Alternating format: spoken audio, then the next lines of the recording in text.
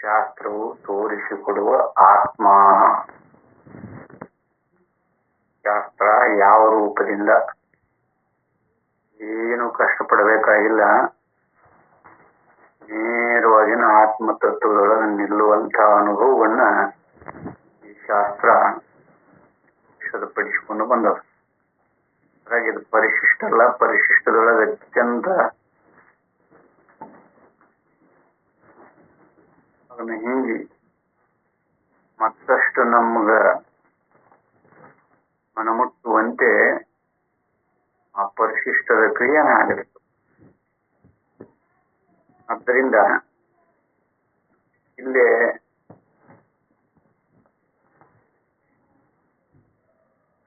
ಈ ಅಪೂರ್ಣ ಜ್ಞಾನ ಅನ್ನುವಂಥದ್ದನ್ನು ವಿವೇಕ ಮಾಡ್ಲಿಕ್ಕತ್ತಿರಲ್ಲ.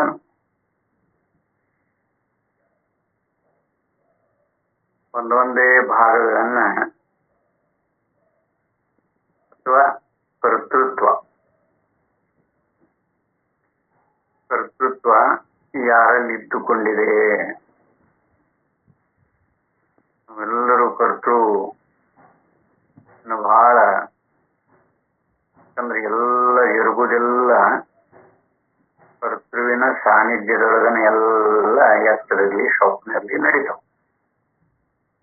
ಅದ್ರ ನಿಜವಾಗಿನೂ ಆ ಕರ್ತೃತ್ವ ಇಟ್ಟುಕೊಂಡಿದೆಯೋ ಅಥವಾ ಇಲ್ಲೋ ಅನ್ನುವಂಥ ವಿವೇಕ ಇವತ್ತಿನ ವಿಷಯ. ಇದನ್ನು ಇನ್ನೂ ಸ್ವಲ್ಪ ಬಿಡಿಸಿ ತಿಳಿದುಕೊಳ್ಳುವುದು, ಇನ್ನೊಂದು ಪ್ಯಾರ ನೋಡ್ಕೊಂಡ್ ಬಂದೇವಿ. ಇದನ್ನು ಇನ್ನೂ ಸ್ವಲ್ಪ ಬಿಡಿಸಿ ತಿಳಿದುಕೊಳ್ಳುವುದು ಅವಶ್ಯವಾಗಿರುತ್ತದೆ. ನಾನು ಉಸಿರಾಡುವವನು ಎಂದರೆ ಉಸಿರಾಡುವುದೆಂಬ ಕ್ರಿಯೆಯನ್ನು ಮಾಡುವನು ಎಂದರ್ಥ. ಈ ಕ್ರಿಯೆಯನ್ನು ಮಾಡುವುದರಿಂದಲೇ ನಾನು ಪ್ರಾಣಿ ಎನ್ನಿಸಿಕೊಳ್ಳುವೆನು. ಮತ್ತೊಂದು ಕ್ರಿಯೆಯಿಂದ ಈ ಹೆಸರು ಬರುವುದಿಲ್ಲ. ಹೇಳುವುದರಿಂದ ನಾವು ಉಸಿರಾಡಿಸ್ತೋಣ ಅಂತ ಈ ಹೆಸರು ಬರುವುದಿಲ್ಲ. ಹಾಗನ ಅಲ್ಲೇ ನೋಡುವ ಕ್ರಿಯೆಯಿಂದ ನೋಡುತ್ತಾನೆ, ಕೇಳುವ ಕ್ರಿಯೆಯಿಂದ ಕೇಳುವಾತನೆನಿಸಿಕೊಳ್ಳುತ್ತಾನೆ, ಕೇಳುವ ಕ್ರಿಯೆಯಿಂದ ನೋಡುವಾತನೆನಿಸುವುದಿಲ್ಲ, ನೋಡುವ ಕ್ರಿಯೆಯಿಂದ ಕೇಳುವಾತನೆನಿಸುವುದಿಲ್ಲ. ಹೀಗೆ ಮಿಕ್ಕ ಕ್ರಿಯೆಗಳಿಂದಲೇ ಆಯಾ ಹೆಸರು ನನ್ನ ಸ್ವರೂಪಕ್ಕೆ ಬಂದಿರುತ್ತದೆ. ಇದನ್ನು ತಿಳ್ಕೊಳಕ್ಕೆ ಏನು ಕಷ್ಟ ಅದರಿಪ್ಪ? ಸ್ವಾಭಾವಿಕವಾಗಿ ನಮ್ಮ ನೈಸರ್ಗಿಕ ಕ್ರಿಯಾ ಕಾರ್ಯಗಳಲ್ಲಿ ಇರುವಂತಹದ್ದು. ಆದ್ರೆ ಅದನ್ನ ಇದಕ್ಕೆ ಕರೆಯಕ್ಕೆ ಬರೋದಿಲ್ಲ, ಅದನ್ನ ಇದಕ್ಕೆ ಕರೆಯಕ್ಕೆ ಅಲ್ಲ. ಉಸಿರಾಟ ಅಥವಾ ನೋಡು ಕ್ರಿಯಾ, ಕೇಳು ಕ್ರಿಯೆ ಅನ್ನೋದಿಲ್ಲ. ನಾವು ಕೇಳು ಕ್ರಿಯೆ, ನೋಡು, ಇದು ಸ್ವಾಭಾವಿಕವಾಗಿ ಎಲ್ಲರಲ್ಲಿ ಇರುವಂತಹದ್ದು. ಇಲ್ಲೇ ಆಯಾ ಹೆಸರು ನಮ್ಮ ಸ್ವರೂಪಕ್ಕೆ ಬಂದಿರುತ್ತದೆ. ಒಂದೊಂದೇ ಕ್ರಿಯೆಯಿಂದ ಒಂದೊಂದು ಸ್ವರೂಪವು ನನಗೆ ಬಂದಿರುವುದರಿಂದ ಅದು ನನ್ನ ಪೂರ್ಣ ರೂಪವನ್ನು ತಿಳಿಸುವುದಿಲ್ಲ. ಕೇಳುವವ ನೋಡುವವಲ್ಲ, ನೋಡುವವ ಕೇಳುವವಲ್ಲ ಅಂತ ಹಿಂದು ವಿಭಾಗ ಭೇದ ಮಾಡಿಕೊಂಡನೆ ತಿಳಿಸುತ್ತೆ ವಿನಃ ಅದು ನನ್ನ ಪೂರ್ಣ ರೂಪ ಅಲ್ಲ. ಆ ಜ್ಞಾನವು ಅಪೂರ್ಣವೆನ್ನುವುದಕ್ಕೆ ಅದು ಪರಿಚ್ಛಿನ್ನವಾದ ಒಂದೊಂದು ಕ್ರಿಯಾ ನಿಮಿತ್ತವಾಗಿರುವುದೆಂಬುದು ಕಾರಣವಾಗಿರುತ್ತದೆ. ಆ ಕ್ರಿಯೆಯಿಂದ ಅದಕ್ಕೆ ಹೆಸರು ಬಂದೈತಿ. ಆ ಕರ್ಮದಿಂದ ಕರ್ಮನಾಮಕ್ಕೆ ಅನುಸರಿಸಿಕೊಂಡ ನೋಡಿ ನಾವೆಲ್ಲ ಮಾಡ್ತಾ ಇರೋದಲ್ವಾ. ಕರ್ಮ ಆ ಕ್ರಿಯಾ ಮಾಡ್ತೇವಿ, ಆ ಕ್ರಿಯಾಕ ಹೆಸರು ಇರ್ತಾವ. ಇದು ಸಾಮಾನ್ಯವಾಗಿ ಎಲ್ಲರಲ್ಲಿನೂ ಇದು ಗೊತ್ತಿರುವಂತಹದ್ದು. ನೋಡುವುದರಲ್ಲಿ ಎಷ್ಟೇ ತಾರತಮ್ಯವಿರಲಿ, ನೋಡುವವನೆಂಬ ರೂಪವು ಪರಿಚ್ಛಿನ್ನವೇ. ಅದು ಚಕ್ಷುರಿಂದ್ರಿಯವೆಂಬ ಉಪಾಧಿಯಿಂದ ನನಗೆ ಆಗಿರುತ್ತದೆ. ನೋಡ್ರಿ, ಅದು ಚಕ್ಷುರಿಂದ್ರಿಯವೆಂಬ ಉಪಾಧಿಯಿಂದ ನನಗೆ ಆಗಿರುತ್ತದೆ. ಎನಿಸುವಿಕೆ ಯಾರಿಗೆ ಗೊತ್ತಾಗ್ತತಿದು? ಆ ಉಪಾಧಿ ಇಲ್ಲದಿದ್ದರೆ ನನಗೆ ಆ ರೂಪವೂ ಇಲ್ಲ. ಆ ನೋಡುವ ಉಪಾಧಿ ಇರಲಿಲ್ಲ ಅಂದ್ರೆ ನನಗೆ ಆ ರೂಪ ಇಲ್ಲವೇ ಇಲ್ಲ. ಸಿದ್ಧ ಹೋದಲ್ಲ. ಆದ್ದರಿಂದ ಅದು ನಿಜವಾಗಿ ನನ್ನ ಸ್ವರೂಪವಲ್ಲ.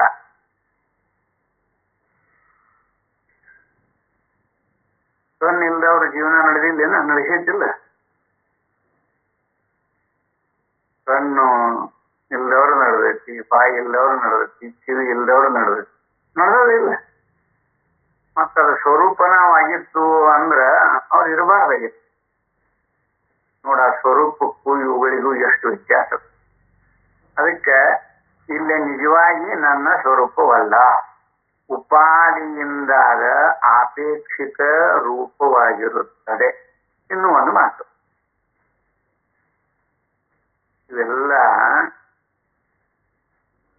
ನಮ್ಮ ಆತ್ಮ ಸ್ವರೂಪವನ್ನು ಪರಿಚ್ಛಿನ್ನವಾಗಿನ ವ್ಯವಹಾರ ಮಾಡಿ ತೋರಿಸ್ತವೆ ವಿನಃ ನಿಜವಾದ ಆತ್ಮ ಸ್ವರೂಪ ಯಾವುದು ಅಂತ ತಿಳಿಸುವುದೇ ಇಲ್ಲ. ಎಲ್ಲ ಇಂದ್ರಿಯಗಳು, ಈ ಪಂಚೇಂದ್ರಿಯಗಳು, ಜ್ಞಾನೇಂದ್ರಿಯಗಳು ಅಂತ ಕರೆದಾರಲ್ಲ, ಅವು ಪರಿಚಿನ್ನ ದೃಷ್ಟಿಯೊಳಗನ ಇರುತ್ತೇವೆ. ಅದರ ಕರ್ಮ, ಅದರ ನಾಮ ಬೇರೆ ಬೇರೆನೇ ಅನುಭವಕ್ಕೆ ಬರ್ತದೆ. ಅವು ಆದ್ರೆ ಅವು ಯಾವ ನನ್ನ ಸ್ವರೂಪ ಅಲ್ಲ, ಇವು ಅಪೇಕ್ಷಿಕ ರೂಪವಾಗಿರುತ್ತದೆ. ಇನ್ನು ಒಂದು ಮಾತು, ಈ ಎಲ್ಲಾ ಇಂದ್ರಿಯಗಳು ವ್ಯಾಪಾರ ಮಾಡುವುದು ಎಂಬುದು ಜಾಗ್ರದ ಅವಸ್ಥೆಯಲ್ಲಿ. ಎಲ್ಲಾ ಇಂದ್ರಿಯಗಳು ವ್ಯಾಪಾರ ಮಾಡ್ತಾವಲ್ಲ, ಇದು ಬರೀ ಒಂದು ಅವಸ್ಥೆಯಲ್ಲಿ. ನಾನು ಎಚ್ಚರವಾಗಿರುವಾಗ ಮಾತ್ರ ಇಂದ್ರಿಯಗಳಿಂದ ವಿಷಯಗಳನ್ನು ನಾನು ಅರಿಯುವವನು ಎಂಬ ಭಾವನೆಯು ನನಗೆ ಬರುತ್ತದೆ. ಆದರೆ ಕನಸಿನಲ್ಲಿ ನೋಡಿದರೆ ಅಲ್ಲಿ ಬರೀ ಇಂದ್ರಿಯಗಳಂತಿರುವ ತೋರಿಕೆಯ ಕರಣಗಳಿರುತ್ತವೆ, ವಿಷಯಗಳಂತಿರುವ ತೋರಿಕೆಯ ವಸ್ತುಗಳಿರುತ್ತವೆ.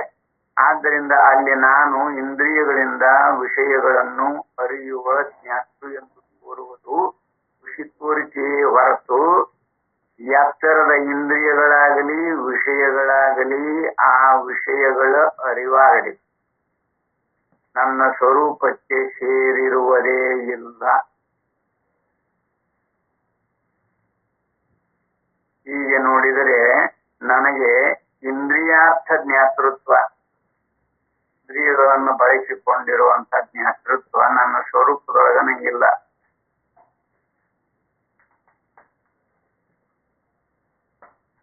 ಯಾವ ರೂಪದಿಂದೊಡಗೂಡಿ ನಾವು ಈ ಭೇದ ಪ್ರಪಂಚವನ್ನ ವ್ಯವಹಾರದೊಳಗೆ ಇಟ್ಕೊಂಡಿವಿ ಅನ್ನೋದ್ರ ಇತ್ಯರ್ಥ. ಇದು ಯಥಾರ್ಥವಾಗಿ ಅಲ್ಲಿ ಕರ್ತೃತ್ವಕ್ಕೆ ಅಸ್ತಿತ್ವನೇ ಇಲ್ವಲ್ಲ. ಕರ್ತೃತ್ವದಲ್ಲಿ ಅಸ್ತಿತ್ವನ ಉಳಿಯುವುದಿಲ್ಲ. ಯಾಕಂದ್ರೆ ಈ ಕರ್ತೃತ್ವವು ಕೂಡ ಅಪೇಕ್ಷಿಕ ದೃಷ್ಟಿಯಿಂದ ಬಂದಿರುವಂಥದ್ದು. ಯಾವುದರ ಇಂದ್ರಿಯ ಅನ್ನುವ ಉಪಾಧಿಗಳ ಅಪೇಕ್ಷಿಕದಿಂದನ ಅಂತಃಕರಣ, ಇಂದ್ರಿಯ ಇವುಗಳ ಅಪೇಕ್ಷಿಕೆಯಿಂದನ ಕರ್ತೃ ಅಂತ ನಾಮಕಲ್ಪನೆ ಮಾಡ್ಕೊಂಡಿವಿ. ಆ ಕರ್ತೃ ಸಮೇತ ಈ ಉಪಾಧಿಗಳ ಅಂತಃಕರಣ ಇರ್ಬೋದು, ಇಂದ್ರಿಯಗಳಿರ್ಬೋದು, ಯಾವುದು ಇದು ನಮ್ಮ ಸ್ವರೂಪಕ್ಕೆ ಸೇರಿಲ್ಲ ಅನ್ನೋದು ಸಿದ್ಧ ಆಗ್ತದೆ. ಇಲ್ಲಿ ಕರ್ತೃತ್ವವನ್ನು ತೆಗೆದು ಹಾಕ್ತಾರೆ ಲಕ್ಷ್ಯದಲ್ಲಿ. ಇಲ್ಲಿ ಇಂದ್ರಿಯಾರ್ಥ ಜ್ಞಾತೃತ್ವ ಎಂಬುದು ಕೂಡ ಸ್ವರೂಪವಲ್ಲವೆಂದು ಆಗುವುದಿಲ್ಲವೇ? ಆದ್ದರಿಂದ ನಾನು ಜ್ಞಾತೃ ಎಂದು ಕರೆದುಕೊಳ್ಳುವುದು ಅಪೂರ್ಣ ಜ್ಞಾನದ ಕಾರ್ಯವೇ ಎಂದು ಸಿದ್ಧವಾಗುವುದಿಲ್ಲವೇ? ಕರ್ತೃತ್ವ ಐತಲ್ಲ, ಇದು ಅಪೂರ್ಣ ಜ್ಞಾನ. ಪರಿಪೂರ್ಣ ಜ್ಞಾನ ಅಂತ ಒಪ್ಲಿಕ್ಕೆ ಆಗೋದೇ ಇಲ್ಲ. ಅದು ಪೂರ್ಣ ಜ್ಞಾನ ಅಂತ ಅನುಭವಕ್ಕೆ ಬರೋದೇ ಇಲ್ಲ. ಅದಿದ್ರೆಷ್ಟು ಹೋದ್ರೆಷ್ಟು. ಪೂರ್ಣ ಜ್ಞಾನ ಅಪೂರ್ಣ ಜ್ಞಾನದಿಂದ ಏನು ಫಲ ಸಿಗುತ್ತೆ? ಪೂರ್ಣ ಜ್ಞಾನ ಇದ್ರ ಅಲ್ವಾ ನೋಡಲಿ, ಕರ್ತೃ ಅನ್ನೋದನ್ನು ಅಪೂರ್ಣ ಜ್ಞಾನದಿಂದ ಒಡಗೂಡನೆ ಸಿದ್ಧ ಆಗ್ತತಿ. ಅಂದ್ರೆ ಆಪೇಕ್ಷಿಕ ದೃಷ್ಟಿಯಿಂದ ನಿಮ್ಮ ಅನುಭವದವರೆಗೂ ನೋಡ್ಕೊಳ್ರಿ. ಅಂತಃಕರಣ ಇಂದ್ರಿಯಗಳು ಇಲ್ಲದೆ ಇದ್ದಾಗ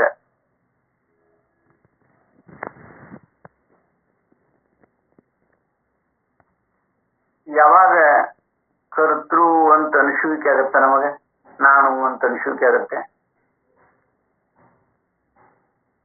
ಇವುಗಳ ಅಪೇಕ್ಷೆ ಇಲ್ಲದೆ ಇರುವಾಗ ನಾನು ಎಂಬ ಅನಿಸುವಿಕೆ ಏನಾದ್ರೂ ಯಾರಿಗಾದ್ರೂ ಆ ಕರ್ತೃ ಅನಿಸುವಿಕೆ ಆಗಬಹುದಾ?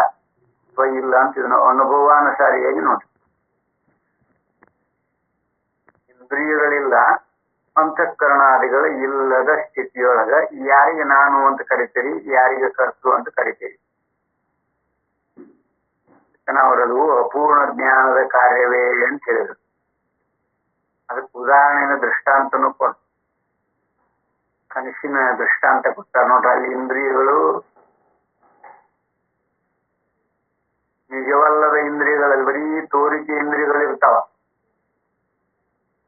ತೋರಿಕೆಯ ಪ್ರಪಂಚ ಇರ್ತತಿ ಅಂತ ನಾವ ಕಲ್ಪನಾ ಮಾಡ್ಕೊಂಡೇವೋ ಇಲ್ವೋ? ಅಲ್ಲಿ ಅಗ್ನಿಯ ರೂಪ ಆಗಲಿ ಅಂದ್ರೆ ಅಲ್ಲಿ ಪಂಚಮಭೂತಾದಿಗಳಾಗಲಿ, ಸೂರ್ಯ ಚಂದ್ರಾದಿಗಳಾಗಲಿ, ಭೌತಿಕ ಪ್ರಪಂಚ ಆಗಲಿ, ದೈವಿಕ ಪ್ರಪಂಚ ಆಗಲಿ, ಆಧ್ಯಾತ್ಮಿಕ ಪ್ರಪಂಚ ಆಗಲಿ, ಕನಸಿನೊಳಗ ಇವೆಲ್ಲವೂ ಯಥಾವತ್ ಇದ್ದಂಗನ ಭಾಷ. ಅಲ್ಲಿ ಕರ್ತೃ ಕರ್ಮ ಕ್ರಿಯೆ ಎಲ್ಲ ಹೇಳಿದಂಗ ಆಗ್ಯದ. ಆದ್ರೆ ಎಲ್ಲವೂ ಅಪೂರ್ಣ ದೃಷ್ಟಿನ. ಅವು ಯಾವ ನಮ್ಮ ಆತ್ಮ ಸ್ವರೂಪಕ್ಕ ಸಂಬಂಧ ಪಡದೇ ಇರುವಂತ ವಿಷಯಾದಿಗಳೇ. ಅದರಿಂದ ಆತ್ಮನಿಗೆ ಯಾವ ಲೇಪಾದಿಗಳು ಇಲ್ಲ.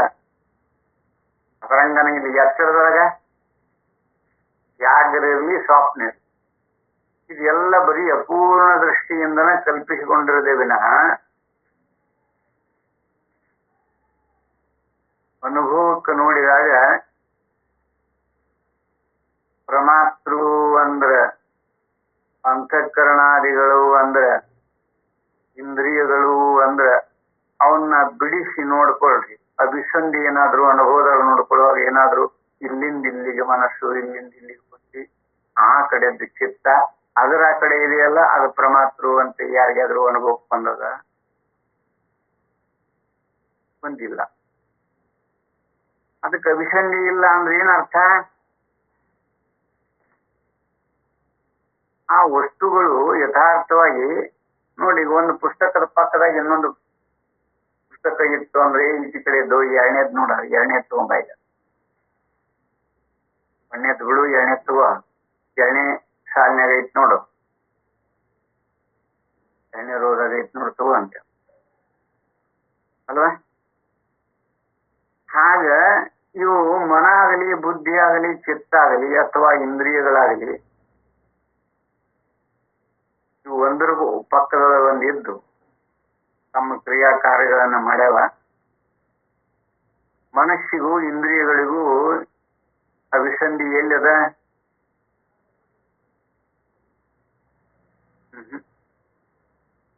ನಮ್ಮ ಸ್ವರೂಪ ಯಾವ ರೂಪದ್ದು ಅಂತ ತಿಳಿಬೇಕಾಗಿದೆ. ಈ ಕರ್ತೃವಿನ ಅಪೇಕ್ಷೆಯಿಂದ ನಮ್ಮ ಪರಮಾತ್ಮ ಸ್ವರೂಪವನ್ನು ಕಲ್ಪನೆ ಮಾಡ್ಕೊಳ್ಳೋದ 100% ನಾವು ಅದನ್ನ ಹಾಗೆ ಕಲ್ಪನೆ ಮಾಡ್ಕೊತೇವೆ. ಅನುಭವ ನೋಡ್ಕೊಳ್ಳೋದಿಲ್ಲ. ಅಲ್ಲಿ ಕರ್ತೃವಿನ ಕಲ್ಪನೆಯಿಂದೊಡಗೂಡಿನ ಆತ್ಮತತ್ವವನ್ನು ನಿರ್ಣಯ ಮಾಡಿಕೊಂಡವರು ಜಾಸ್ತಿ. 100% ಅಂದ್ರೆ ಏನು ಅಡ್ಡಿ ಇಲ್ಲ. ಆದ್ರೆ ಅವುಗಳಲ್ಲಿ ಅಭಿಸಂಧಿಯಾಗಲಿ ಇಲ್ಲಿವರೆಗೆ ಮಾತ್ರ ಈ ಕರ್ತೃವಿನ ವ್ಯಾಪ್ತಿ ಇದ್ದುಕೊಂಡಿದೆ. ಅದರ ಆಚೆ ಆ ಕಡೆ ಇರುವಂತಹದ್ದು, ಅದರ ಆಚೆ ಇರುವಂತಹದ್ದು ಆತ್ಮಸ್ವರೂಪ ಅಂತ ವಿಂಗಡಿಸಿ ನೋಡ್ಕೊಡ್ರಿ. ಅನುಭವದೊಳಗ ವಿಂಗಡಿಸಿ ಬಿಡಕ್ ಬಂದ್ರೆ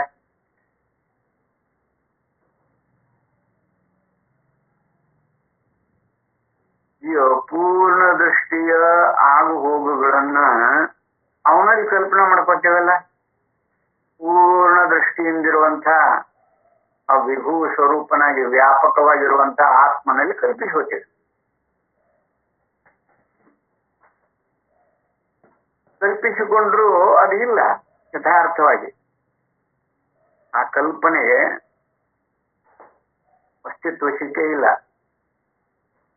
ಯಾರಿಗೆ ಇಲ್ಲಿಂದ ಅಲ್ಲಿಯವರೆಗೆ ಮನಸ್ಸದ ಆ ಕಡೆದ ಬುದ್ಧಿ ಅಂತ ಅಭಿಸಂಧಿ ತೋರಿಸಿ ನಿರ್ಣಯ ಮಾಡಿಕೊಳ್ಳೋ ಯೋಗ್ಯತೆ ಬಂದಿದೆಯಾ? ಯಾಕೆ ಬಂದಿಲ್ಲ ಅಂದ್ರೆ ಅದು ಪೂರ್ಣ ವ್ಯಾಪ್ತವಾಗಿನೇ ಇರ್ತಾರ. ಪರಮಾರ್ಥ ತತ್ವ ಪೂರ್ತಿ ವ್ಯಾಪ್ತ. ಅಪೂರ್ಣತ್ವ ಇಲ್ಲ ಅದ್ರಾಗ, ಪೂರ್ಣತ್ವದ. ಪೂರ್ಣಮಿದ ಪೂರ್ಣಮದಂ ಪೂರ್ಣ ಮುದಚ್ಯತೆ ಅಂತ ಹೇಳ್ತಾರೆ ನೋಡ್ರಿ. 7 ಸಲ ಪೂರ್ಣ ಪೂರ್ಣ ಪೂರ್ಣ ಪೂರ್ಣ ಅಂತ ಹೇಳ್ತಾವಣ್ಣ.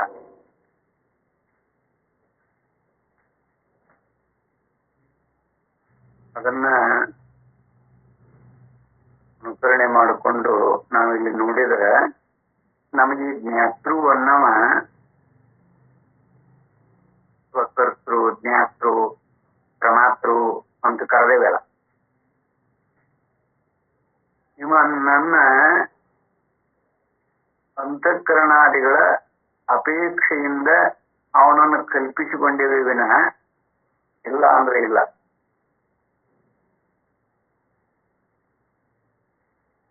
ಅಥವಾ ಇವ ಮೊದಲು ಹುಟ್ಟ್ಯಾನ ಪ್ರಮಾತೃ, ಆಮೇಲೆ ಇವನು ಕಲ್ಪಿಸಿಕೊಂಡನ ಅಂತೂ ತಿಳ್ಕೋಬಹುದು. ಇದ್ರಾಗ ಮೊದಲು ಕೊನೆಗೆ ಅಂತ ಇರುವುದೇ ಇಲ್ಲ. ನಂತರ ಮೊದಲು ಮತ್ತು ನಂತರ ಅಂತ ಬರುವುದೇ ಇಲ್ಲ. ಪ್ರಮಾತೃ ಇನ್ನು ಏಕ ಕಾಲದಲ್ಲಿ ಸಮಕಾಲದೊಳಗನ ಎಲ್ಲ ಪ್ರಪಂಚ ಮೊದಲು ಮಾಡಿಕೊಂಡು ಎಲ್ಲವೂ ಪರಿವ್ಯಾಪ್ತವಾಗಿ ತೋರಿಬಿಟ್ಟ. ಅದಕ್ಕೆ ಕಾಲ ಇಲ್ಲ ಅದು ತೋರುವಾಗ. ಒಂದು ನಂತರ ವ್ಯವಹಾರಕ್ಕೆ ಕಾಲ ದೇಶಗಳನ್ನು ಕಲ್ಪನೆ ಮಾಡ್ಕೊಂಡ. ಪರಮಾತ್ಮಗೆ ಅಸ್ತಿತ್ವ ಬಂದ ನಂತರ ಇದು ಮೊದಲೇ ಕಾಲ ದೇಶ ಏನಾರು ಇದ್ವು ಇವು. ಪರಮಾತ್ಮ ಇಲ್ಲ, ಕಾಲ ದೇಶ ನಿರ್ಣಯ ಮಾಡಿ ಪರಮಾತ್ಮವಿನ ಸಮಕಾಲದೊಳಗನ ಕಾಲ ದೇಶ ಪ್ರಪಂಚ ಪಂಚಮಭೂತಾದಿಗಳು ಸೂರ್ಯ ಚಂದ್ರ ಈ ಭೌತಿಕ ದೃಶ್ಯ ರೂಪವಾಗಿ ತೋರುವುದೆಲ್ಲರೂ ಯಾವಾಗ ಆತ್ಮ ಚೈತನ್ಯವನ್ನ ತಪ್ಪಾಗಿ ತಿಳ್ಕೊಂಡಿರೋ ಅವಾಗ ಉತ್ಪತ್ತಿಯಾಗಿ ಬಿಡ್ತೇವೆ. ಅಲ್ಲಿ ಕರ್ತೃತ್ವ ಬಂತು, ಪ್ರಮಾಣಗಳ ಒಂದು ಪ್ರಮೇಯ ರಾಶಿ ಬಂತು. ಸಮಕಾಲದೊಳಗ ನೋಡಲಿ ಸಮಕಾಲವನ್ನು ಬಳಸ್ಕೊತೇವೆ ನಾವು. ಮೊದ್ಲ ಇದ್ರ ಬಳಸ್ಕೊಳಕ್ ಬರ್ತೈತಿ ಸಮಕಾಲ, ಇಲ್ಲ ಅಂದ್ರೆ ಬಳಸ್ಕೊಳಕ್ ಬರ್ತೈತಿ ಅಂತ ಶಂಕಾ ಬರ್ಬೋದು. ಆದ್ರೆ ಅದ ಅನುಭವದವ್ರಿಗೆ ಇಲ್ಲಲ್ಲ. ಇವ್ರಿಗೆ ಬಳಸಿಕೊಂಡಿವಿ ಸಮಕಾಲದೊಳಗನ ನೋಡಲ್ಲಿ ಎತ್ತರದ ಅಥವಾ ಪ್ರಮಾತೃವಿನ ಸಮಕಾಲದೊಳಗನ ಇದೆಲ್ಲವೂ ಉತ್ಪತ್ತಿಯಾಗಿ ತೋರೈತಿ ಅಂತ ಹೇಳುವುದಕ್ಕೆ ಬಳಸಿಕೊಂಡೇವು. ನಿಜ ಆ ಹೇಳಿದಂಗ ಅದಿರ್ಬೇಕಲ್ಲ. ಆ ಪರಮಾತ್ಮ ಯಾವ ಸಮಕಾಲದೊಳಗ ಉತ್ಪತ್ತಿ ಆದನವ ಅವ ಉತ್ಪತ್ತಿಯಾಗುವ ಕಾಲಕ್ಕನ ಸಮಕಾಲ ಅಂತ ಕರ್ಕೊಂಡೆ. ಯಾವಾಗ ಆತ್ಮ ಚೈತನ್ಯವನ್ನ ತಪ್ಪಾಗಿ ತಿಳ್ಕೊಂಡಿವೆ ಅದೇ ಸಮಕಾಲ. ಅನುಭವ ನೋಡ್ಕೋಬೇಕಲ್ಲಿ. ಅನುಭವದೊಳಗೆ ಏನಾದ್ರು ಅಲ್ಲಿ ಸಮಕಾಲ ಅನ್ನೋದು ಉಂಟ? ಈ ತಪ್ಪು ತಿಳುವಳಿಕೆ. ಮತ್ತೆ ಪ್ರಮಾತೃ ಆಗಿ ಏನು ಒಂದು ಗಂಟೆ ಹಿಡಿತೋ ಈ ಅಂತಃಕರಣಗಳನ್ನ ಕಲ್ಪಿಸಿಕೊಳ್ಳಕ, ಈ ಪ್ರಪಂಚವನ್ನು ಕಲ್ಪಿಸಿಕೊಳ್ಳಕ, ಈ ಪ್ರಮೇಯ ರಾಶಿ ಐತಲ್ಲ ಇದೆಲ್ಲವನ್ನು ಕಲ್ಪಿಸಿಕೊಳ್ಳಕ ಸಾವಕಾಶ ನಿಧಾನವಾಗಿ ಅಂತಃಕರಣ ಬಹಳ ಸಮೀಪ ಇದ್ದು ಅವನು 1 ಗಂಟೆದೊಳಗನ ತಯಾರು ಮಾಡ್ಕೊಂಡ. ಆಮೇಲೆ ಇಂದ್ರಿಯಗಳನ್ನು ತಯಾರು ಮಾಡ್ಕೊಂಡ. ಆಮೇಲೆ ಈ ಪ್ರಪಂಚ ತಯಾರು ಮಾಡ್ಕೊಂಡ ಅಂತ ಅನುಭವ ಐತನ. ಇದಕ್ಕನ ಅವ್ರು ಸಮಕಾಲ ಅಂತ ಒಂದು ಶಬ್ದ ಬಳಸಿದ್ರು ಅವರಷ್ಟ. ಅದ್ರದ ಕಾಲ ಸಮಾನ ಅಥವಾ ಅದು ಪರಿಚಿನ್ನನೋ ಅಸಮಂಜಸನೋ ಅದನ್ನ ಅಲ್ಲೇ ನೋಡ್ಕೋಬೇಕಲ್ಲ. ನಾವು ಅನುಭವದಾಗ ನೋಡ್ಕೋಬೇಕಲ್ಲ. ಸಮಕಾಲಕ್ಕಾರ್ಥ ಏನು?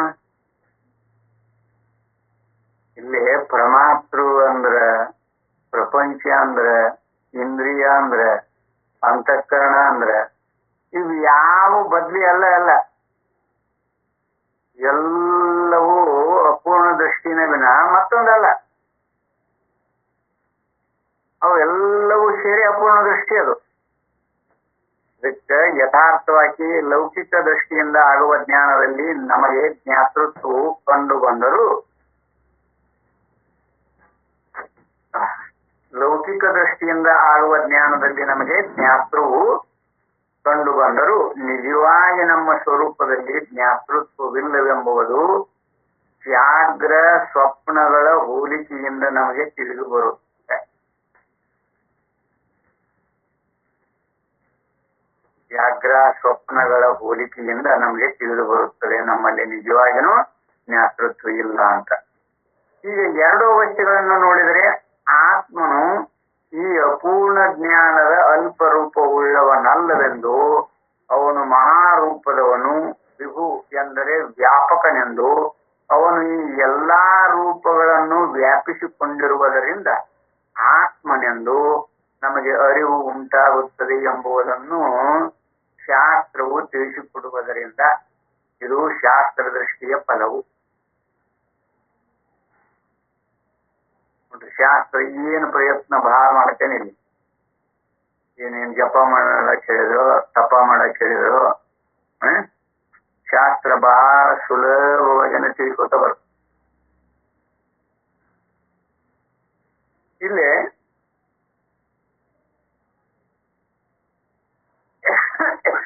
ನಮ್ಮ ಸ್ವರೂಪದಲ್ಲಿ ಜ್ಞಾತೃತ್ವವಿಲ್ಲವೆಂಬುದು ವ್ಯಾಘ್ರ ಸ್ವಪ್ನಗಳ ಹೋಲಿಕೆಯಿಂದ ನಮಗೆ ತಿಳಿದು ಬರುತ್ತದೆ. ಹೀಗೆ ಎರಡೂ ಅವಸ್ಥೆಗಳನ್ನು ನೋಡಿದರೆ ಆತ್ಮನು ಈ ಅಪೂರ್ಣ ಜ್ಞಾನದ ಅಲ್ಪ ರೂಪವುಳ್ಳವನಲ್ಲ. ಯಾಕಲ್ಲ ಅಂದ್ರೆ ಎತ್ತರನು ನೋಡ್ತಾನ, ಸ್ವಪ್ನನು ನೋಡ್ತಾನ, ಸುಷುಪ್ತಿಯನ್ನು ವ್ಯಾಪಿಸಿಕೊತಾನ, ಎಲ್ಲವನ್ನು ವ್ಯಾಪಿಸಿಕೊಂಡನಲ್ಲ. ಇವಾಗ ವಿಭು ನೀವು ಅಪೂರ್ಣ ಅಲ್ಲ. ಈ ಕರ್ತೃತ್ವದಲ್ಲ, ಈ ಜ್ಞಾತೃತ್ವ ಮಾತ್ರ ಅಪೂರ್ಣ ದೃಷ್ಟಿಯಿಂದ ಕೂಡಿಕೊಂಡದ್ದು ಅಂತ ಇಲ್ಲಿ ಅನುಭವಕ್ಕೆ ಬರ್ತದೆ. ಅದರ ವ್ಯಾಪ್ತಿ ಒಳಗ, ಈ ಕರ್ತೃವಿನ ವ್ಯಾಪ್ತಿ ಒಳಗ ಇರುವಂತಹದ್ದೆಲ್ಲವೂ ಅಪೂರ್ಣ ದೃಷ್ಟಿಯಿಂದನ ಕೂಡಿಕೊಂಡದ್ದು ಅಂತ ನಮ್ಮ ಅನುಭವಕ್ಕೆ ಅನುಸರಿಸಿಕೊಂಡು ಕಂಡಾಗ ನಮ್ಮ ಆತ್ಮ ಈ ರೂಪದವಲ್ಲ, ಎಲ್ಲವನ್ನು ವ್ಯಾಪಿಸಿಕೊಂಡಿರುವಂತವ ಅಂತ ಅನುಭವಕ್ಕೆ ಬರ್ತದೆ.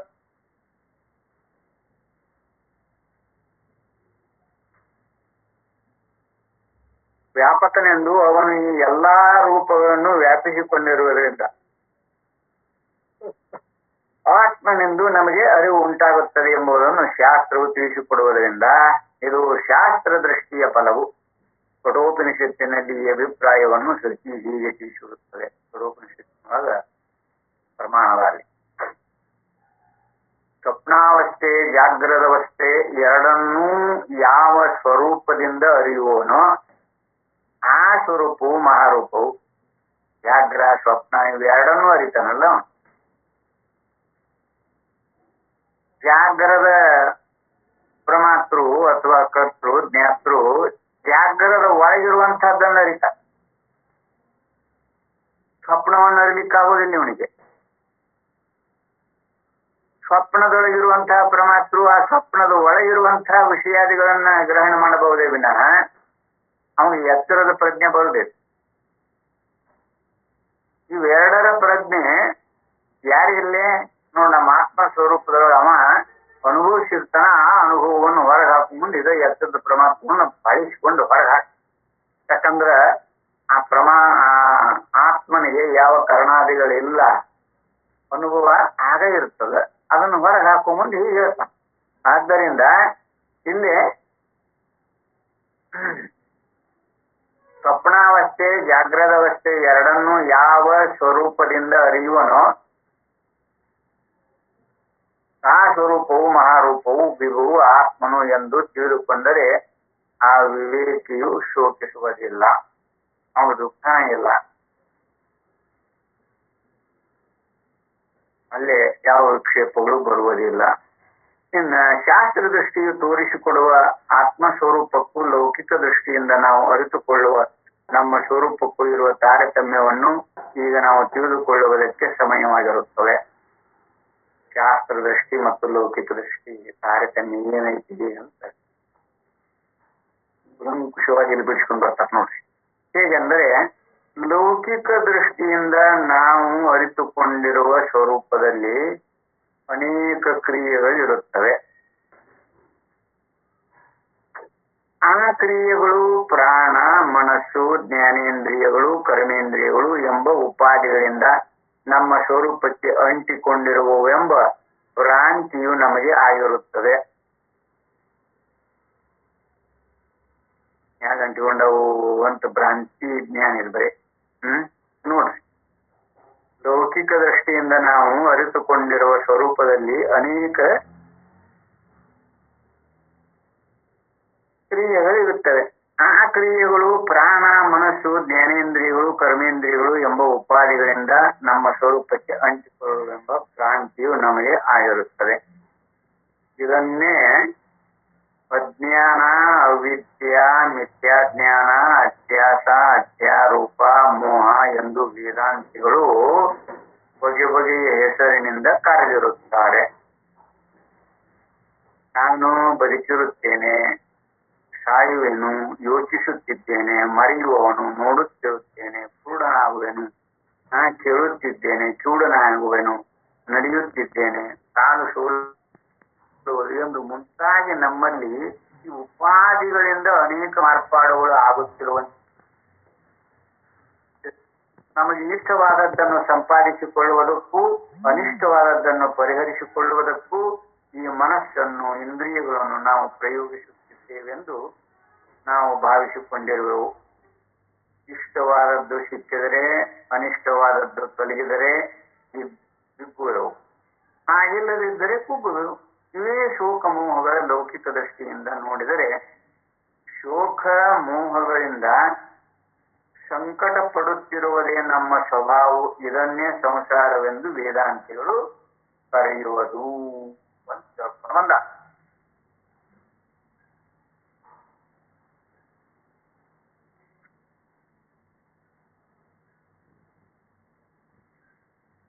ಅಂದರೆ ಶಾಸ್ತ್ರ ದೃಷ್ಟಿಯಿಂದ ಇದನ್ನ ನೋಡೋಣ.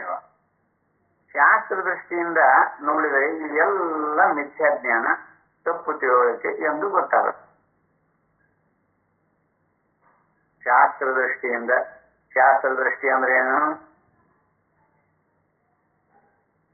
ಕರ್ತೃತ್ವನ ಸಿದ್ಧಿಲ್ಲ, ಆ ಕರ್ತೃ ಕಲ್ಪಿಸಿಕೊಂಡಿರುವುದೆಲ್ಲ ಅಪೂರ್ಣ ದೃಷ್ಟಿ, ಇದೆಲ್ಲ ಮಿಥ್ಯಾಜ್ಞಾನ ಅಂತ ಹೇಳ್ಕೊಂಡು ಬಂದದ ಶಾಸ್ತ್ರ.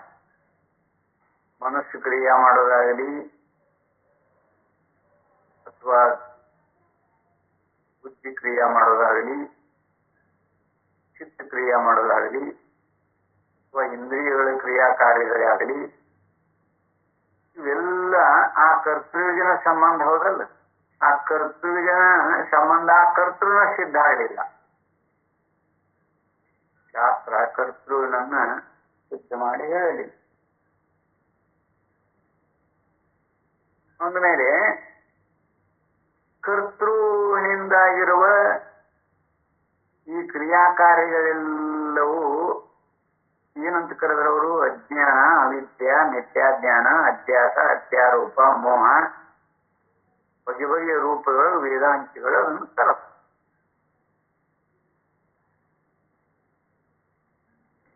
ಇವು ಯಾವ ವಸ್ತುಗಳಲ್ಲ.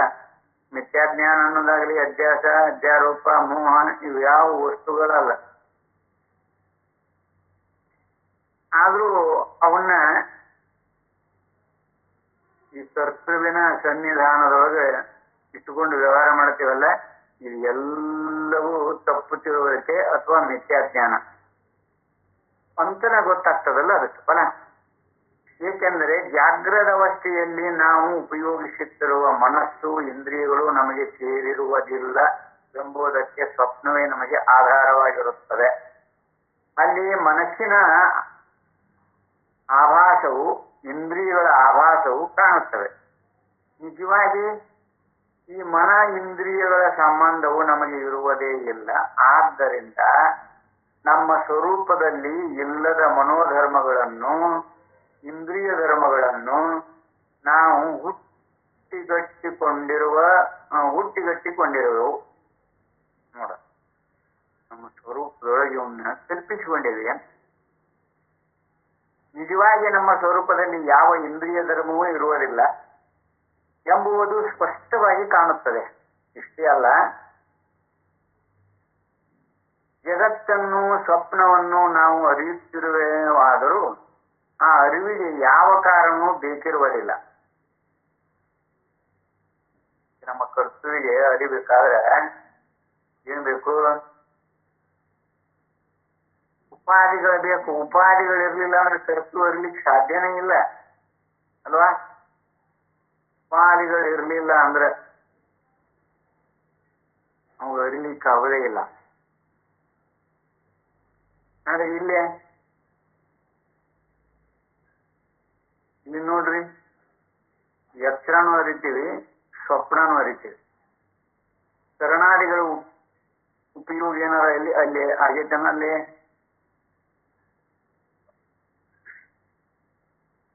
ಎಚ್ಚರದ ಸಮಕಾಲದೊಳಗ ಈ ಕರ್ಣಾದಿಗಳ ಉತ್ಪತ್ತಿ ಕಲ್ಪಿಸಿಕೊಂಡಿರುವಂತಹದ್ದು ಅಂತ ನಿರ್ಣಯ ಮಾಡ್ಕೊಂಡು ಬಂದಾರ ಲಕ್ಷ್ಯರು. ಎಚ್ಚರ ಸ್ವಪ್ನಾದಿಗಳಾಗ್ತವಲ್ಲ,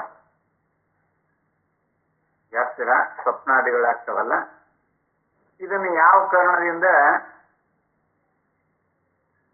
ನೋಡಲ್ಲಿ ನಮ್ಮ ಪರಮಾತ್ಮ ಸ್ವರೂಪದೊಳಗ ಎಚ್ಚರ ಸ್ವಪ್ನಾದಿಗಳ ಕಲ್ಪಿಸಿಕೊಂಡಿವೆ. ಆ ಕಲ್ಪಿಸಿಕೊಂಡಿರುವಂತಹ ಎಚ್ಚರ ಸ್ವಪ್ನಾದಿಗಳನ್ನ ಅಲ್ಲೇ ನಮ್ಮ ಅರಿವಿಗೆ ಗೋಚರ ಆಗೈತಲ್ಲ, ಎಚ್ಚರನೂ ಗೋಚರ ಆಗ್ಯದ, ಸ್ವಪ್ನನೂ ಗೋಚರ ಆಗ್ಯದ. ನಮ್ಮ ಅರಿವಿಗೆ ಗೋಚರ ಇವು, ಅಥವಾ ನಮ್ಮ ಸ್ವರೂಪಕ್ಕೆ ಗೋಚರ. ಅಲ್ಲಿ ಯಾವ ಕಾರಣಗಳನ್ನು ಬಳಸಿಕೊಂಡು ಎಚ್ಚರ ಸ್ವಪ್ನಾದಿಗಳನ್ನು ಇರ್ತೇವೆ ನಮ್ಮಲ್ಲಿ? ಅದಕ್ಕೆ ಅವ್ನು ಯಾವ ಕರ್ಣಾದಿಗಳ ಅಂಗವೂ ಬೇಕಿರುವುದಿಲ್ಲ, ಅವನ ಯಾವ್ದ್ರ ಅಂಗವೂ ಇರುವುದಿಲ್ಲ. ಸೂರ್ಯ ಬೆಳಗ್ತಾನ ಅಂತಂದ್ರೆ ಏನಾದ್ರು ಕರ್ಣಾದಿಗಳನ್ನ ಇಟ್ಕೊಂಡು ಬೆಳಗ್ತಾನೇನ? ಆಕಾಶ ವ್ಯಾಪಿಸಿಕೊಂಡೈತಿ ಅಂತಂದ್ರೆ ಅಲ್ಲೆಷ್ಟು ಇಲ್ಲೆಷ್ಟು ಅವಯವಗಳವೆ ನಮಗ? ಆಕಾಶ ಏನಾರ ತುಂಡಾಗೈತೆನ? ಎಲ್ಲವನ್ನು ವ್ಯಾಪಿಸಿಕೊಂಡೈತಿ. ಘಟಾಕಾಶ, ಮಠಾಕಾಶ, ಮೇಘಾಕಾಶ, ಜಲಾಕಾಶ. ಶಾಸ್ತ್ರಕಾರರು ಅನೇಕ ರೂಪಗಳನ್ನು ವರ್ಣನೆ ಮಾಡ್ಕೊಂಡು ಬಂದ. ಐತೆನ ಹಂಗ ಅನುಭವ?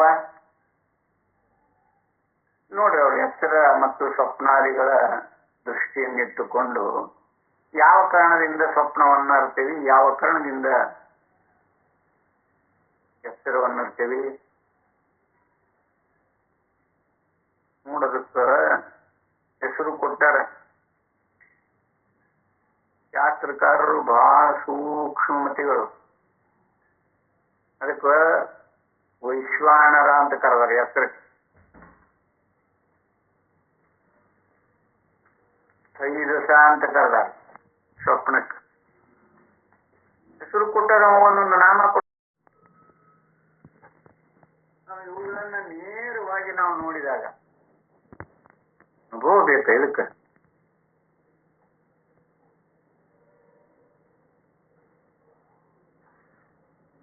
ಅನುಭವ ಅಂದ್ರೆ ಏನು ಅಂತ ಒಮ್ಮೆ ಅದನ್ನು ವ್ಯಾಖ್ಯಾನ ಮಾಡಿಬಿಡ್ಬೇಕು.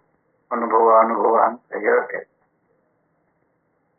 ಅದು ಶಂಕರ ಸೌರಭದೊಳಗೆ ಬಹಳ ಮಾರ್ಮಿಕವಾಗಿ ಇಟ್ಕೊಂಡದಲ್ಲಿ ಆ ಪ್ರಸಂಗ ಬರಲಿ ನೋಡೋಣ. ಇಲ್ಲಿ ಇವಾಗ ಯಥಾರ್ಥವಾಗಿ ಎಚ್ಚರ ಸ್ವಪ್ನಾದಿಗಳನ್ನ ನಮ್ಮ ಅರಿವಿಗೆ ಗೋಚರ ಅಥವಾ ನಮ್ಮ ಸ್ವರೂಪಗಳಿಗೆ ಗೋಚರ ಆಗ್ಯಾವಲ್ಲ, ಅವು ಯಾವ ಕಾರಣದಿಂದ ಅರ್ತೇವಿ ಇದು ನೋಡ್ಕೊಳಕೈತಲ್ಲ, ಇದಕ್ಕನ ಅನುಭವ ಅನ್ನೋದು. ಎಚ್ಚರದ ಒಳಗ ಇಂದ್ರಿಯಗಳು ಅಂತಃಕರಣಾದಿಗಳನ್ನಿಟ್ಟುಕೊಂಡು ಹೊರಗಿನ ವಿಷಯಾದಿಗಳನ್ನು ಅರಿತೀವಲ್ಲ, ಇಲ್ಲಿ ಕರ್ಣಗಳು ಪ್ರಯೋಜನ ಉಂಟು. ಯಾರಿಗೆ? ಕಲ್ಪಿತ ಜ್ಞಾತೃವಿಗೆ, ಕಲ್ಪಿತ ಪ್ರಮಾತೃವಿಗೆ. ಇವರೆಲ್ಲ ಕಲ್ಪಿತನ. ಇವುಗಳ ಅಪೇಕ್ಷೆಯಿಂದ ಅವನು ಸಿದ್ಧ ಮಾಡೋದು, ಅವನ ಅಪೇಕ್ಷೆಯಿಂದ ಇವನು ಸಿದ್ಧ ಮಾಡೋದು. ಅನುಭವ ರೂಪದೊಳಗೆ ನೋಡಕತ್ರ ಅವು ಎರಡು ಯಾವ ಇರೋದಿಲ್ಲ.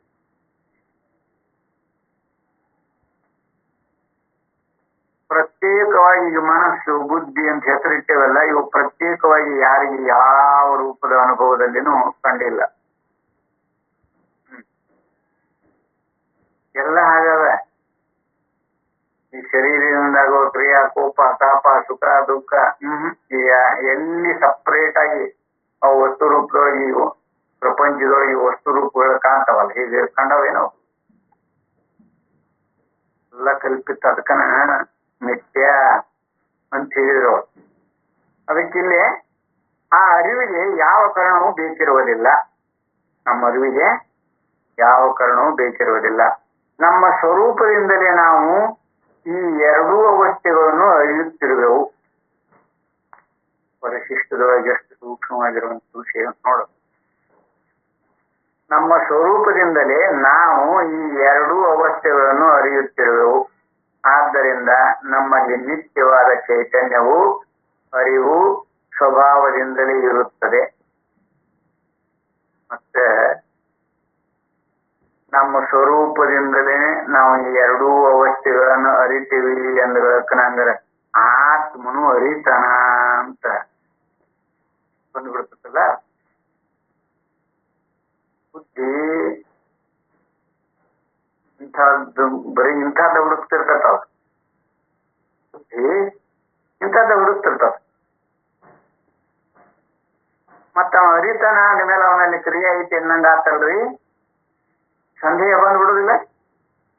ಬುದ್ಧಿ ಬಾಳ ಬೆರಿಸಿ ಎಂತ ಸೂಕ್ಷ್ಮ ದೃಷ್ಟಿಯಿಂದ ಕೂಡ್ಕೊಂಡಿರ್ತದ ಅಲ್ರಿ. ನೀವು ಹೇಳಿರಲಿಲ್ಲೇ ನಮ್ಮ ಸ್ವರೂಪದಿಂದಲೇ ನಾವು ಎರಡೂ ಅವಸ್ಥೆಗಳನ್ನು ಅರಿಯುತ್ತಿರುವೆವು.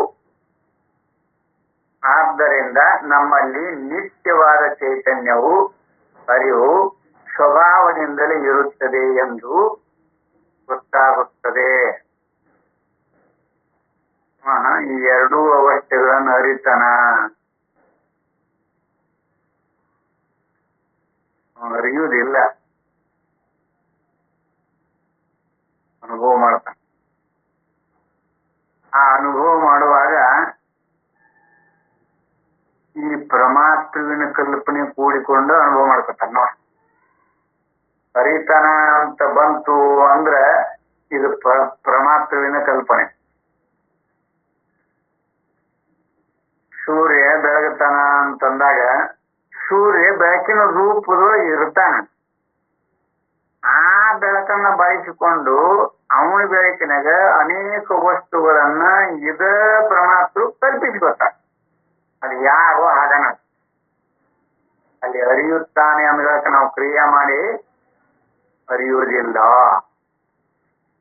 ಅದು ಬೆಳಕಿನ ರೂಪ, ನಮ್ಮ ಆತ್ಮ ಸ್ವರೂಪ ಬೆಳಕಿನ ರೂಪ ಎಲ್ಲವನ್ನು ವ್ಯಾಪಿಸಿಕೊಂಡದ. ಸೂರ್ಯ ಚಂದ್ರಾದಿಗಳನ್ನ ಮೊದಲು ಮಾಡಿ ವ್ಯಾಪಿಸಿಕೊಂಡದ.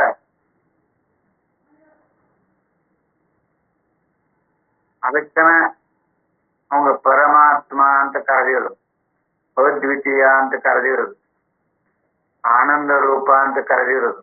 ಯಾವ ರೂಪದಿಂದ ಕರೆದ್ರು ಅವಾಗೆ ನಾವು ಯಾವ ಶಬ್ದಗಳ ವಿಶೇಷ ಯಾವ ಅಂಟಿಕೊಂಡಿಲ್ಲ. ಬೆಳಕಿನ ಸ್ವರೂಪ, ಆನಂದದ ಸ್ವರೂಪ. ಈಗ ಆನಂದ ಆಗ್ಬೇಕಾದ್ರೆ ವಿಷಯಾದಿಗಳಿಂದ ಆಗುವ ಆನಂದ ನಮಗ ಆನಂದ ಅಂತ ನಾವು ಅವು ಹಂಗಾರ ಶರೀರ ಐತೇನ್ರಿ ಆನಂದ ಮಾಡ್ಬೇಕಾದ್ರೆ ಅಂತ ಹಿಂಗ್ ಕಲ್ಪನಾ ಬಂದ್ಬಿಡ್ತದಲ್ಲ. ಈ ಪರಮಾತ್ಮನ ಕಲ್ಪನಾ ಇಂಥವು. ಅದು ಯಾವುದೊಂದು ಎಚ್ಚರದಲ್ಲಿರುವ ಯಾವುದೊಂದು ಇಂದ್ರಿಯದ ವ್ಯಾಪಾರಕ್ಕೂ ನಾವು ಕಟ್ಟು ಬಿದ್ದವರಲ್ಲದೆಂಬುದು ಹಾಗಿರಲಿ. ಎಲ್ಲಾ ಇಂದ್ರಿಯಗಳ ವ್ಯಾಪಾರ ರೂಪವಾದ ಎಚ್ಚರದ ಅವಸ್ಥೆಗಳಿಗೂ ಕೂಡ ನಾವು ಕಟ್ಟು ಬಿದ್ದಿರುವವರಲ್ಲ. ಈ ಇಡೀ ಅವಸ್ಥೆಯನ್ನೇ ನಾವು ಯಾವುದೊಂದು ಹೊರಗಿನ ಕರ್ಣವನ್ನು ಬಯಸದೆ ಇರುವ ನಮ್ಮ ಚೈತನ್ಯ ಸ್ವರೂಪದಿಂದ ಅರಿಯುತ್ತಿದ್ದೇವೆ. ಕ್ರಿಯಾ ಮಾಡಿ ಹೇಳ್ಬೇಕಲ್ಲ, ಕ್ರಿಯಾಪದ ಬಳಸಿಕೊಂಡೆ ಹೇಳ್ಬೇಕು. ಅರಿಯುತ್ತಿದ್ದೇವೆ ಅಂದ್ರೆ ಸೂರ್ಯ ಹೇಗೆ ಬೆಳಗುತ್ತಾನ ನೋಡು ಹಾಗ. ಯಾವ ಕರ್ಣಾದಿಗಳಿಂದ ನೋಡು, ಅವ ಯಾವ್ದಾರು ಉಪಾದಿಯಿಂದ ಬೆಳಗ್ತಾನೇನು? ಇಲ್ಲ, ಬೆಳಕಿನ ಸ್ವರೂಪವಾಗಿಯೇ ಇರ್ತಾನ. ನಮ್ಮ ಚೈತನ್ಯ ಸ್ವರೂಪದಿಂದ ಅರಿಯುತ್ತಿದ್ದೇವೆ. ಹೀಗೆ ಸ್ವಪ್ನವನ್ನು ನಾವು ಅದೇ ಚೈತನ್ಯ ಸ್ವರೂಪದಿಂದ ಅರಿಯುತ್ತಿದ್ದೇವೆ.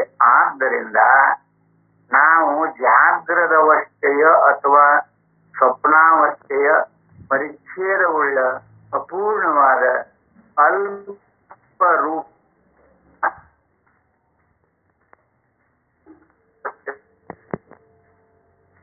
ಮಹಾ ಆತ್ಮ ಆತ್ಮ ಸ್ವರೂಪರು ಎಂದಾಗುತ್ತದೆ.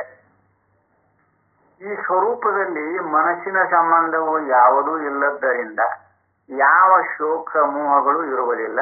ಶಾಸ್ತ್ರ ದೃಷ್ಟಿಯಿಂದ ನೋಡಿದರೆ ಆತ್ಮಜ್ಞಾನಿಗೆ ಯಾವ ಶೋಕ ಮೋಹಗಳು ಇರುವುದಿಲ್ಲವೆನ್ನುವುದಕ್ಕೆ ಇದೇ ಕಾರಣ. ಇನ್ನು ನಾಳಿನ ದಿವಸ ಈ ಸಾಕ್ಷಿ ಅಂಥವ ಅನ್ನುವಂಥ ವಿಚಾರವನ್ನ ಇಲ್ಲಿ ನೋಡಿ. ಕರ್ತೃನ ಅಲ್ಲಗಳದು. ಕರ್ತೃತ್ವ ಅನ್ನೋದು ಬರೀ ಆಪೇಕ್ಷಿಕ ದೃಷ್ಟಿಯಿಂದ ಬಂತು. ಕರ್ತೃತ್ವ ಅನ್ನೋದನ್ನ ಇಲ್ಲ ಅಂತ ಸಿದ್ಧ ಆಯ್ತು. ಕರ್ತೃತ್ವ ಇಲ್ಲ ಅಂದ್ರೆ ನಮಗೆ ಪ್ರಪಂಚ ಐತಿ ಅಂತ ಅನುಭವ ಬರ್ಲಿಕ್ಕೆ ಸಾಧ್ಯನೇ ಇಲ್ಲಲ್ಲ. ಅದೇ ನೋಡಿ, ಶಾಸ್ತ್ರ ಯಾವ ರೂಪದೊಳಗೆ ಮಾಡುತ್ತೆ. ಕರ್ತೃತ್ವ ಒಂದಿಲ್ಲ.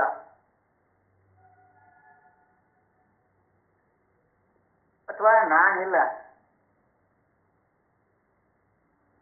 ಸಲೀಸಾಗಿ ಆ ಕರ್ತೃತ್ವವನ್ನು ತೆಗೆದುಹಾಕಿದ್ರಲ್ಲ, ಅದು ಇಲ್ಲ ಅಂದ್ರೆ ಪ್ರಪಂಚದ ಹಂಗೆ ಏನಾರು ಇರ್ತದೆ. ಶೋಕ ಮೋಹ ಮನಸ್ಸಿದ್ರೆ ಇರ್ತದೆ, ಇಲ್ಲ ಅಂದ್ರೆ ಇಲ್ಲ. ಇದೊಂದು ಅಲ್ಲ.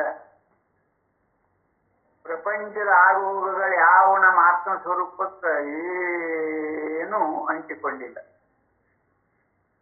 ಲೇಪನ ಇಲ್ಲದ್ರದು ಅದೇನು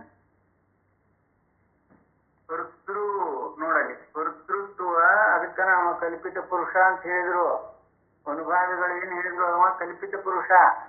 ಆ ಕಲ್ಪಿತನ ದೃಷ್ಟಿಯಿಂದ ಈ ಪ್ರಪಂಚ, ಮನ, ಬುದ್ಧಿ ಈ ಎಲ್ಲ ಪ್ರಮಾಣಗಳನ್ನಿಟ್ಟುಕೊಂಡು ವ್ಯವಹಾರ ಮಾಡಕ್ ಈ ಕರ್ತೃನ ಕಾರಣ. ಈ ಕರ್ತೃನ ಇಲ್ಲಲ್ಲ. ಯಾತ್ರ ಆಗಲಿ ಸ್ವಪ್ನ ಆಗಲಿ ಇವುಗಳನ್ನ ನಮ್ಮ ಅರಿವಿಗೆ ಯಾವ ಕರ್ಣಾದಿಗಳ ಸಹಾಯದಿಂದ ಎತ್ತರನೂ ಅರ್ತಿಲ್ಲ, ಸ್ವಪ್ನನೂ ಅರ್ತಿಲ್ಲ ಅನ್ನೋದು ಸಿದ್ಧ ಆಗ್ಯದಲ್ಲ. ಅವಾಗ ಕರ್ತೃವಿನ ಕೆಲಸ ಏನು? ಎತ್ತರದ ಒಳಗೆ ನೀವು ಬಂದ ಮೇಲೆ ಕರ್ತೃ ಪ್ರಮಾತೃ ಪ್ರಮಾಣ ಪ್ರಮೇಯಾದಿಗಳ ವ್ಯವಹಾರ ಇದು ಎಲ್ಲ ಅವಿದ್ಯಾ ದೃಷ್ಟಿಯಿಂದ ಕೊಂಡಿರುವುದೇ ಇವನ ಕಲ್ಪಿತ ಪುರುಷ. ಅವನ ಇಲ್ಲ ಅಂದಮೇಲೆ ಪ್ರಪಂಚ ಎಲ್ಲಿಯೂ ಇಲ್ಲ. ಅದರಿಂದ ಆಗುವ ಸುಖ ದುಃಖಾದಿಗಳ ಲೇಪವು ಆ ಆತ್ಮನಿಗೆ ನಮ್ಮ ಸ್ವರೂಪ ಯಾವುದೊಂದು ಇಲ್ಲ ಅಂತ ಹೇಳ್ತಾರೆ. ಇನ್ನು ಈ ಸಾಕ್ಷಿ ಏನೋ ಇದೆಯಲ್ಲ, ಸಾಕ್ಷಿ ಯಾವ ರೂಪದಿಂದ ಇದೆ, ಸಾಕ್ಷಿ ಅಂತ ಸಿದ್ಧ ಮಾಡಿಕೊಂಡಾರ ಅನ್ನೋದನ್ನ ನಾಳೆ ದಿವಸ ಮತ್ತೆ ಈ ಶಾಸ್ತ್ರ ದೃಷ್ಟಿಯಿಂದ ಆತ್ಮನನ್ನ ಕಂಡುಕೊಳ್ಳುವ ವಿಧಾನ. ಶಾಸ್ತ್ರ ಬಳಸಿರುವಂತೆಲ್ಲ ಇವು ಕರ್ತೃ ಶಾಸ್ತ್ರ ಬಳಸಿಕೊಂಡದ, ಪ್ರಮಾಣಗಳನ್ನ ಶಾಸ್ತ್ರ ಬಳಸಿಕೊಂಡದ, ಪ್ರಪಂಚವನ್ನು ಶಾಸ್ತ್ರ ಬಳಸಿಕೊಂಡದ. ಆ ಶಾಸ್ತ್ರವನ್ನಿಟ್ಟುಕೊಂಡ ಆತ್ಮನನ್ನ ನೋಡುವ ಬಗೆಯನ್ನ ಕಲೆ ಹೇಗೈತಿ ಅಂತ ನೋಡ್ಕೊಳಕತ್ತೇವೆ ನಾವು ಇವಾಗ. ಇವೆಲ್ಲ ಶಾಸ್ತ್ರದ ಶಬ್ದಗಳಿವು. ಕರ್ತೃ ಪ್ರಮಾತೃ ಪ್ರಮಾಣ ಪ್ರಮೇಯ ಜ್ಞಾತೃ ಜ್ಞಾನ ಜ್ಞೇಯ ಇವೆಲ್ಲ ಶಾಸ್ತ್ರದ ಶಬ್ದ. ಈ ಶಾಸ್ತ್ರದವರ ಮಾಡಿರು ಇವು. ಓದ ಸೌಕರ್ಯಕ್ಕೆ ಇವನ್ನೆಲ್ಲ ಮಾಡ್ಕೊಂಡಾಗ ಆದ್ರೆ ಯಾವ್ದಕ್ಕ ಈ ಆತ್ಮ ಸ್ವರೂಪದೊಳಗನ ಕಲ್ಪಿಸಿಕೊಂಡ, ಬೇರೆ ಯಾವುದೂ ಇಲ್ಲ. ಅದಕ್ಕೆ ಇಲ್ಲಿ ಬಹಳ ಇನ್ನು ಸಾಕ್ಷಿಯನ್ನು ತೆಗೆದತ್ತರ ಆ ವಿಚಾರವನ್ನು ನಾಳೆ ನಿಮಿಷ ಮಾಡ್ತೇವೆ ವಿವೇಕ ಮಾಡೋಣ ಅಂತ ಹೇಳಿ ಈ 4 ವಾಕ್ಪುಷ್ಪಾದಿಗಳನ್ನು ಸದ್ಗುರು ಚರಣ ಕಲ್ಪಿಸಿ ಇವತ್ತಿನ ಉಪನ್ಯಾಸಕ್ಕೆ ವಿದಾಯ ಹೇಳುತ್ತೇನೆ. ಹರಿ ಓಂ ತತ್ಸತ್.